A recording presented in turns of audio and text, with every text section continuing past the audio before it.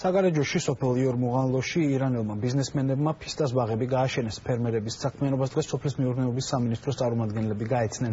მათ ირანელ ბიზნესმენებს მაქსიმალური მხარდაჭერა აღუქვეს. ბიზნესმენები მეურნეობის თხილის და ფისტის გადამამუშავებელი ქარხნების აშენებასაც გეგმავენ. წარმოებული პროდუქცია ადგილობრივ და უცხოურ ბაზარზე გაიყიდება.